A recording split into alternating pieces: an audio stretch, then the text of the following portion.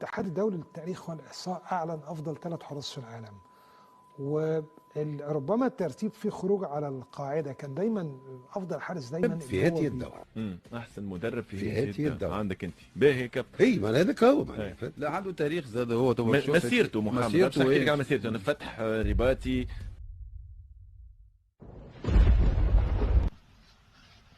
واش الخوت، تحياتي لكم. فيديو جديد، رياكشن جديده. معنا جوج فيديوهات اخوتي من الاعلام العربي، واحد من الاعلام التونسي كيهضروا فيه على الانجاز اللي حققه وليد الركراكي اللي جا كثالث افضل حارس في العالم، وكذلك الفيديو الثاني من الاعلام المصري اللي كيهضروا فيه على كذلك على الحارس ديالنا ياسين بونو اللي جا كثالث افضل حارس في العالم. هادشي كامل اخوتي غادي تشوفوه من الاعلام المصري والتونسي كما قلنا. ونبداو مع الاعلام التونسي ونشوفوا شنو قال على المدرب ديالنا وليد الركراكي. سمعوا الخوتي. الركراكي والمغرب جرب دون لو ديرني كارير. اي لو ديرني كارير يعني احسن مدرب في هاتي الدور. احسن مدرب في هاتي الدور عندك انت باهي كابتن. اي ما هذاك هو لا عنده تاريخ زاد هو مسيرته محمد. مسيرته احكي لك على مسيرته. انا فتح رباطي التحيل الوداد المنتخب المغربي فاز بالتشامبيونز ليج مع الوداد، وصل للنصف نهائي المونديال، لكن مازالت عنده تحديات اخرى اللي هو مثلا كاس افريقيا للامم مع منتخب اسود الاطلس. ان شاء الله. علاش نقول لك انا ديما انا قلت مثلا استطيع عليه هو، انا قلت باللي عملوا الركراكي يعني انجاز كبير ما يوصل يعملوا حتى واحد يعني الا في يمكن الون تيرم نقولوا وصعيب برشا.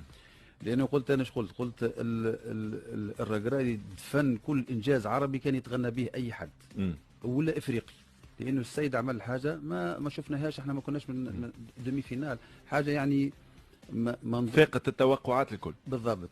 يعني انت تشوف وانت حتى انا نشوف ديما الكاركتير نتاع لونترونور، انا نتبع فيه بالكدا من قريب، شفته هو في المعاملات مع الملاعبيه صحيح توفرت له هي الاليات الجمعيه الحاضره والجمعيه المتوفره والثريه بالجوارات، لكن كانت عنده البصمه. حتى كنشوفوه كيفاش يحكي ديما يقول لسبري دو جروب، الجروب ديما يحكي كان على الجروب ما يحكيش على روحه. يمكن حتى في الفاز الاخرانيه ايش عمل هو اللي كانت عنده البادره باش يجيب عائلات نتاع الملاعبيه باش يخليهم ديما مرتاحين، ديما يخمم على الكوتي باش يشيك في وهذاك اللي كان سبب نجاحه هو.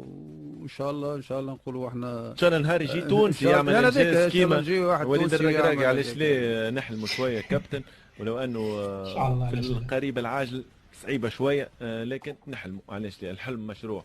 كابتن مش موافقني برشا اليوم. مش موافق. قلت الحلم مشروع. جدل ليه الحلم مشروع الكل يعني نقعدوا نحلموا الحلم ما تونس. طيب امبارح الاخوان دابا نشوفوا الفيديو الثاني من الاعلام المصري اللي قلنا كيهضروا فيه على الانجاز اللي داروا ياسين بونو كثالث احسن حارس في العالم. سمعوا الخوت شوفوا شنو قال الاعلام المصري. الاتحاد الدولي للتاريخ والاحصاء اعلن افضل 3 حراس في العالم، وربما الترتيب فيه خروج على القاعده. كان دايما افضل حارس دايما اللي هو بيكون فريقه فايز ببطوله كاس العالم او الثاني، لكن امبارح اختاروا البلجيكي كورتوا افضل حارس في العالم، رغم ان بلجيكا خرجت من الدور الاول ومارتينيز الارجنتيني الثاني، وياسين بونو يستحق طبعا المركز الثالث. ايه رايك في الترتيب ده؟ يعني بص حضرتك، هو كورتوا عشان برضو بيلعب في ريال مدريد وبلجيكا مصنفه من المصنفات الاوروبيه المتقدمه جدا، ده كل ده بيتحط في الترتيب وفي الحسبان يعني. انما هو مش الافضل يعني. انا من وجهه نظري انا كورتوا ليس الافضل، ليس الافضل يعني. حتى في كاس العالم ما اداش بالمطلوب بالشكل المطلوب، لان انت بتلعب في ريال مدريد يعني احسن نادي في العالم، وبتلعب في بلجيكا اللي هي مصنفه رقم 1 تقريبا او رقم 2 على العالم. فانك انت تبقى تخرج بالمستوى الهزيل ده طبعا. مين رقم 1 رأيك؟ انا بالنسبه لي بونو كان يعني ياسين بونو. طبعا وانا اتفق يعني بصراحه انا اعتقد ان هم سحبوا احسن حارس في العالم من الارجنتيني لانه عمل حركه. بس ده الاتحاد الدولي. انا بتكلم على بالظبط، انا بتكلم على كاس العالم. انا تحديت انه الحارس الارجنتيني لن يحقق شيء، انا في رايي في استفتاء الاتحاد الدولي او فرانس فوتبول او في التاريخ اتحاد دولي التاريخ والاحصاء، السلوك مرفوض طبعا طبعا. وكمان فنيا برضه هو حارس مرمى جيد لانه بيلعب في انجلترا.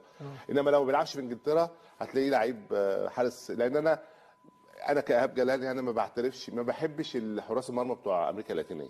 يعني مش كلهم، يعني احسن كان حارس مرمى بالنسبه لي انا على مدار التاريخ فيلول طبعا بتاع الارجنتين، ده من الحراس المحترمه جدا. البرازيل ما قدمتلناش. لا البرازيل على مدار التاريخ معلش مع احترامي، حتى اللي بيلعب في ليفربول او بيلعب في مانشستر سيتي انا بالنسبه لي يعني معلش مع احترامي انا مش مع امريكا اللاتينيه في حراس المرمى. انما اوروبا طبعا رقم واحد. المانيا، ايطاليا، اسبانيا، انجلترا طبعا مفيش كلام. طبعا مفيش كلام طبعا. وده سيف لا حاجه رائعه جدا. توني شوماخر لا على مدار التاريخ في المانيا اوليفر كان ده سيف في روسيا لا كانت سيب ماير طبعا مفيش كلام. انما انا بتكلم على انا شايف في كاس العالم اللي فات ده هو بونو احسن من افضل حارس ادى على مدار لغايه ما خرج من الارجنتيني. تحطه في اي الثالث يعني احطه الثالث بعد كورتوا كمان. انما بونو انا شايف ان هو من احسن واحد في كاس العالم ادى لغايه ما خرج من دور قبل النهائي. جميل. طيب عندنا بتتابع انت الكره العالميه انا عارف. بتتابع رائع يعني طبعا. ليفربول المغرب جا ثالث. لا معناه هو جا ثالث. الركراكي والمغرب جا. اذا الخوت كما شفتوا معنا من الاعلام التونسي والاعلام المصري كيتغناو بالمدرب ديالنا وليد الركراكي، وكذلك الحارس ديالنا العملاق ياسين بونو. راك الشمال المصري كاع قال لهم انا ما كرهتش كره ياسين بونو هو اللي يديها هو الاول ويجيب بعدو كورتوا ويجيبو بعدو مارتينيز الحارس الارجنتيني. وهادشي تيخليك تفتخر باللاعبين ديالنا والمستوى اللي وصلت للكره المغربيه الحمد لله. وكذلك بالنسبه لوليد الركراكي اللي جا في واحد القائمه ديال كما تنقولوا ما كانوش فيها لا عرب لا افارقه، وجا من موراه المدرب يعني وليد الركراكي المركز الثالث، والمركز الاول خلاص داه انشيلوتي ديال ريال مدريد. ومن بعد وليد الركراكي المركز الرابع جا كلوب المدرب ديال ليفربول. وكذلك دا هي جوزي مورينيو جا في المركز الخامس. هادشي كيعطيك دليل قاطع على ان وليد الركراكي تعتبر حاليا من كما تنقولوا من العظماء ديال التدريب في العالم، لان هاد لا ليست راه كتخرج على الاتحاد الدولي لكرة القدم. وكما قلت لكم هادشي تيخلينا نزيدو نفتخروا ونعتزوا بالنيفو اللي وصلت له الرياضه المغربيه الصراحه في جميع الفئات، ماشي غير في كرة القدم كما قلنا في العاب القوى مع سفيان البقالي اللي كانت الاولمبياد ميداليه ذهبيه، وكذلك في العصبه ديال العاب القوى وزائد الفوتسال كذلك هما حققوا نتائج رائعه كما تنقولوا. وكذلك المنتخب النسوي لكرة القدم زائد المنتخب ديال مطوري الاقدام اللي كذلك دار واحد المونديال رائع. وكذلك كنتمناو التوفيق ان شاء الله المنتخب ديالنا الهولند حتى هو كذلك يدير شي نتائج ايجابيه. زيد كذلك الانديه المغربيه الحمد لله السيطره على الافريقيا طول وعرض، ما كاينش اللي كيتبين بين حدانا. هادشي كما تنقولوا بفضل الله سبحانه وتعالى والحمد لله على كل شيء. اذا الاخوان الى عجبكم الفيديو ما تنسوش تابعونا في شي جهه وتهلاو لي فراسكم. الله يعاون الفيديو الجاي. سلام اخوتي.